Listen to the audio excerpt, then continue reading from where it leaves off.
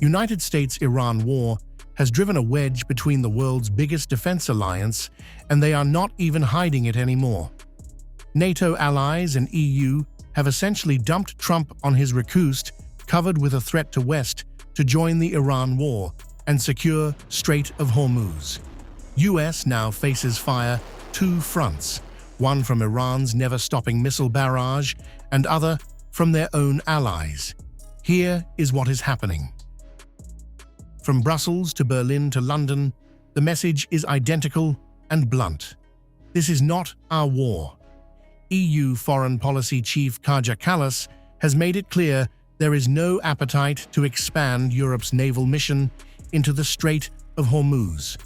Europe wants trade routes open, but it does not want to fight America's war. Even as Iran squeezes 1/5 of the world's oil supply, Brussels is choosing sanctions over warships. Iran is now waging war on global economy. Ministers reaffirmed today that our focus is de-escalation and also to the freedom of navigation. I also discussed with UN Secretary General Guterres and many others over the past days how to keep the Strait of Hormuz open. Europe has no interest in an open-ended war. Germany has gone even further, openly questioning Trump's strategy. Defense Minister Boris Pistorius has asked what a handful of European frigates can achieve if the mighty US Navy itself cannot secure Hormuz. Berlin has ruled out any military participation, calling the conflict one it did not start. This is not hesitation. This is direct pushback against Washington. What does the world expect? What does Donald Trump expect a handful or two handfuls of European frigates to achieve in the Strait of Hormuz that the powerful American Navy cannot manage alone? France, meanwhile, is taking a calibrated position. President Emmanuel Macron says Paris is not at war with Iran and insists France's role remains purely defensive. Even as Trump claims Macron is likely to help, he admits France is not perfect. Paris is keeping the door open to coordination, but like the rest of Europe, it is avoiding direct military escalation in the Gulf. Our soldiers were attacked while, as we have been doing for several years, they are fighting as part of an international coalition against the resurgence of terrorism in the region and in service of Iraqi sovereignty. This is obviously unacceptable. Faced with the ongoing war, France's position is purely defensive in support of its allies and can never justify any attack against it. France will continue to show composure, calm and determination, remain reliable towards our partners, protect our citizens and defend our interests and our security, and nothing ever will deter us from these objectives. In London, Prime Minister Keir Starmer is walking a tightrope.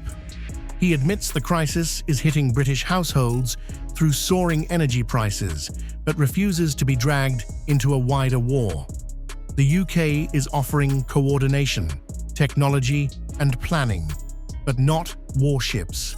The priority, Starmer says, is the cost of living, not another military entanglement.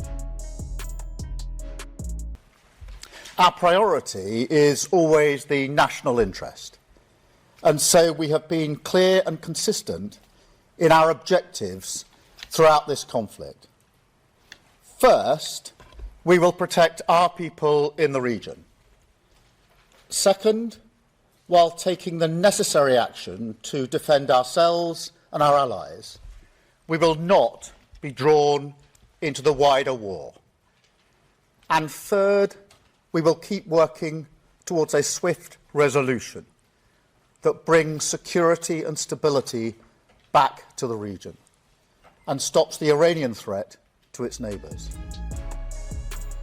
And then comes Donald Trump, turning up the pressure. The US president says some allies are enthusiastic, others not so much. He admits he is not happy with the United Kingdom and is testing NATO's loyalty in real time.